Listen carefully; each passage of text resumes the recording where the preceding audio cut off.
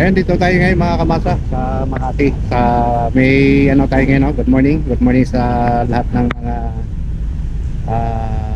viewers, lahat ng mga subscriber. Nandito tayo ngayon sa Makati, Malugay Street, ano? At ito sinamahan natin yung ating anak na meron silang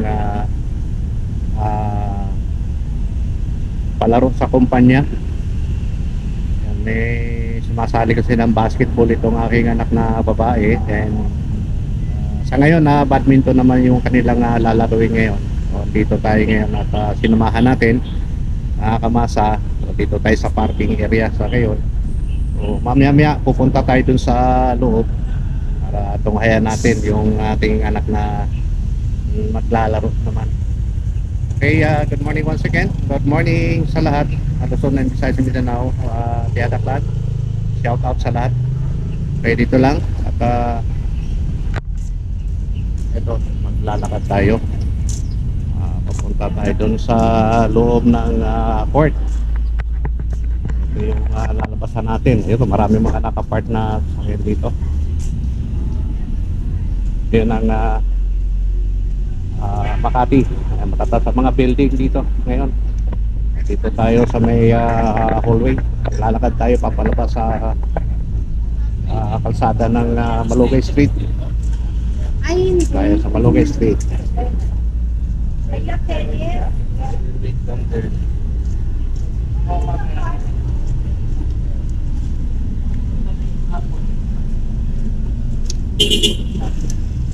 Ano ko yan na may mga dumarating na mga players.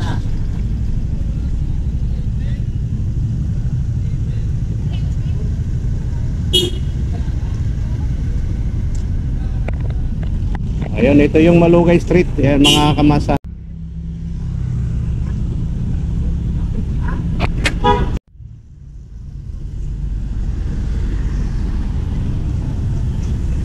Ito yung Malugay Street mga kamasa, Makati. Doon tayo pupunta mga kamasa. Yung mga entrance, mga yung building na yan, maraming court yan sa loob. Baka tawag dito yung mga badminton. Kaya badminton, mga cover court ay marami dyan sa loob mga kamasa. Maganda dito mga kamasa. Kaya lang mga company madalas dito ang mga naglalaro. Yun. Kaya yun, yung anak natin dito ngayon, tabayan na ito hanggang sa matapos yung kanyang games. Hanggang mamaya hapon mga kamasa. Okay, ayan mga kamasa. So dito muna tayo sa may gilid nitong highway ng Malugay. Ayan, dito tayo mga kamasa. Papasok na tayo dito. Saksihan natin yung mga covered court. Ito, nag-perform sila rito. Ayan.